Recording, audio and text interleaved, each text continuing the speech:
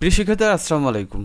আগামী ৩ জুলাই ২০২৪ থেকে ৩০ জুলাই ২০২৪ খ্রিস্টাব্দ তারিখে তোমাদের ষান্মাসিক সামষ্টিক মূল্যায়ন পরীক্ষা অনুষ্ঠিত হতে যাচ্ছে। আজকের ভিডিওতে আমরা দেখব যে ২০২৪ শিক্ষাবর্ষের ষান্মাসিক সামষ্টিক মূল্যায়ন কার্যক্রম পরিচালনার জন্য শিক্ষা প্রতিষ্ঠানের সমূহের জন্য কী ধরনের নির্দেশনা রয়েছে আর তোমাদের মূল্যায়ন কার্যক্রম কীভাবে পরিচালিত হবে সেই বিষয়ে আমরা এই ভিডিওর মাঝখানে বিস্তারিত বলার চেষ্টা করব।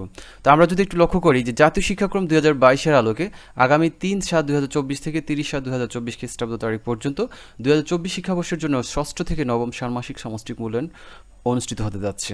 মূল্যায়ন কার্যক্রম পরিচালনার সময়সূচি এবং বিষয়ভিত্তিক সর্বশেষ কোনো অভিজ্ঞতা বা অধ্যায় পর্যন্ত ষান্মাসিক সামষ্টিক মূল্যায়নের আওতায় আসবে তা ইতিমধ্যেই প্রেরণ করা হয়েছে। আমরা জানি যে ইতিপূর্বে তোমাদের সিলেবাস প্রকাশিত হয়েছে প্রত্যেকটি বিষয়ের। তোমরা আমাদের চ্যানেল থেকে ভিডিওটি দেখে নিতে পারো, সিলেবাসের উপর ভিত্তি করে যে ভিডিও তৈরি করা হয়েছে সেটি দেখে নিতে পারো। তো এছাড়া আমাদের যে মূল্যায়ন পরীক্ষার যে সময়সূচি সেই সময়সূচিও আমাদের ভিডিওতে রয়েছে, আমাদের এই চ্যানেলে রয়েছে, তোমরা সেই ভিডিওটি দেখে নিতে পারো।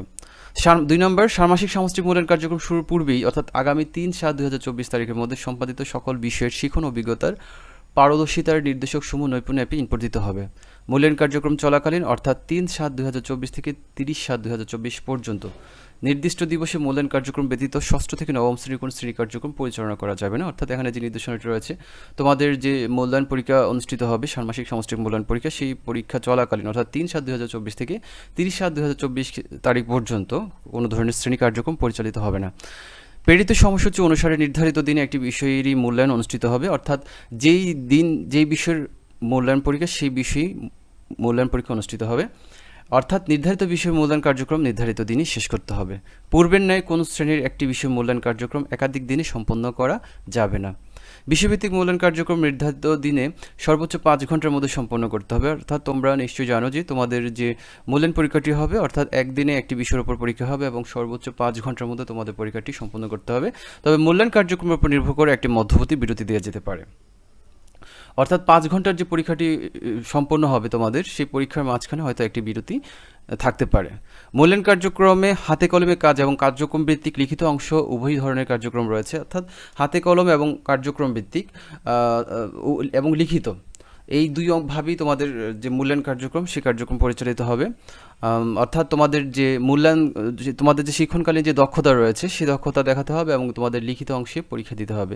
হাতে কলমে কাজের জন্য প্রয়োজনীয় উপকরণ এবং লিখিত অংশের জন্য প্রয়োজনীয় খাতা শিক্ষা প্রতিষ্ঠান কর্তৃক সরবরাহ করতে হবে। অর্থাৎ তোমাদের যে হাতে কলমে যে পরীক্ষাটা হবে সেটার যে প্রয়োজনীয় উপকরণ এবং লিখিত অংশের যে প্রয়োজনীয় খাতা সেটা অবশ্যই শিক্ষা প্রতিষ্ঠান সরবরাহ করবে, সেই নির্দেশনাটা এখানে দেওয়া রয়েছে।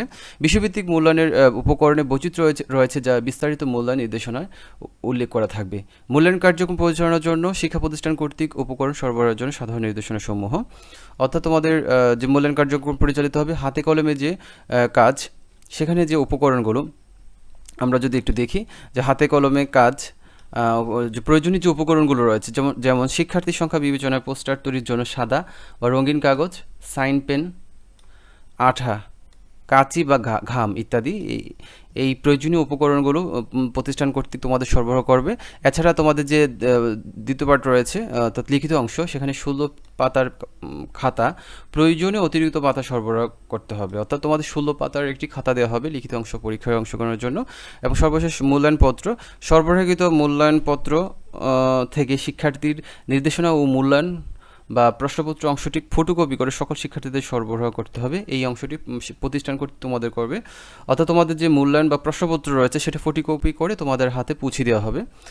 এরপরে দেখি যদি আমরা যে উপকরণ সরবরাহের ক্ষেত্রে মনে রাখতে হবে কোনো উপকরণই যেন ব্যয়বহুল না হয়। রিসাইকেল, রিইউজ, আপসাইকেল উপকরণ ব্যবহার করতে হবে। যেটা পুনর্ব্যবহার করা যায় সেই বিষয়ে খেয়াল রাখতে হবে। অভিভাবক বা শিক্ষার্থীকে উপকরণ সরবরাহের জন্য কোনো নির্দেশনা প্রদান করা যাবে না। এটা শিক্ষা প্রতিষ্ঠানের উপর নির্দেশনা রয়েছে যে অভিভাবক বা শিক্ষার্থীদেরকে কোনোভাবেই তারা যেন উপকরণ সরবরাহের জন্য কোনো প্রকার নির্দেশনা দেওয়া যাবে না, এই নির্দেশনাটি দেওয়া রয়েছে। মূল্যায়ন কার্যক্রম পরিচালনার জন্য শিক্ষার্থীদের অভিভাবকদের নিকট থেকে সীমিত পরিমাণে মূল্যায়ন কার্যক্রম পরিচালনা ফি নিয়ে যেতে পারে। মূল্যায়ন কার্যক্রম পরিচালনার জন্য মূল্যায়ন নির্দেশনা মূল্যায়ন কার্যক্রম শুরু পূর্বের দিন নৈপুণ্য অ্যাপের প্রতিষ্ঠান ড্যাশবোর্ড master.নৈপুণ্য.gov.bd এবং সংশ্লিষ্ট অধিদপ্তরের ওয়েবসাইটে পাওয়া যাবে। বিষয়ভিত্তিক মূল্যায়ন নির্দেশনা মূল্যায়ন কার্যক্রমের সময়সূচি অনুসারে নির্ধারিত দিনের পূর্বের দিন পাওয়া যাবে। মূল্যায়ন নির্দেশনা শিক্ষকের জন্য করণীয়, শিক্ষার্থীদের জন্য করণীয় মূল্যায়নপত্র, শিক্ষকের জন্য পর্যবেক্ষণ, চেকলিস্ট এবং মূল্যায়ন কার্যক্রম পরিচালনার জন্য বিষয়ভিত্তিক উপকরণের বিবরণ থাকবে। ষান্মাসিক সামষ্টিক মূল্যায়ন কার্যক্রম পরিচালনা শেষে শিক্ষার্থীর অর্জিত পারদর্শিতার রেকর্ডের ভিত্তিতে নৈপুণ্য অ্যাপে পারদর্শিতার নির্দেশক পিআই নির্দিষ্ট সময়ের মধ্যে ইনপুট দিতে হবে। তো বন্ধুরা, আমরা দেখে নিলাম যে তোমাদের যে ষান্মাসিক সামষ্টিক মূল্যায়ন পরীক্ষা অনুষ্ঠিত হবে সেখানে তোমাদের যে প্রতিষ্ঠান রয়েছে, তোমাদের সেই শিক্ষা প্রতিষ্ঠানসমূহের জন্য যে সাধারণ নির্দেশনা সেটা রয়েছে, এবং এখানে আরেকটি গুরুত্বপূর্ণ বিষয় সম্পর্কে যে বিষয়টি আমরা জানলাম যে তোমাদের যে মূল্যায়ন কার্যক্রম পরিচালনা হবে হাতে কলমে এবং লিখিত, এই দুটি পার্টে পরীক্ষা হবে, দুটি অংশ থাকবে এবং প্রতিটি বিষয়ের জন্য 5 ঘন্টা সময় বরাদ্দ থাকবে এবং সেই সময়ের মধ্যে তোমাকে পরীক্ষা সম্পন্ন করতে হবে। মাঝখানে হয়তো বা তোমাদের জন্য একটি বিরতি থাকতে পারে। এবং হাতে কলমের কাজের জন্য যে উপকরণগুলো তোমাদের দরকার রয়েছে, যেমন সাদা বা রঙিন কাগজ, সাইন পেন, কাঁচি, আঠা বা ঘাম, এবং লিখিত অংশ পরীক্ষার জন্য 16 পাতার একটি খাতা থাকবে এবং প্রয়োজনীয় চাইলে অতিরিক্ত খাতা তোমরা ব্যবহার করতে পারবে।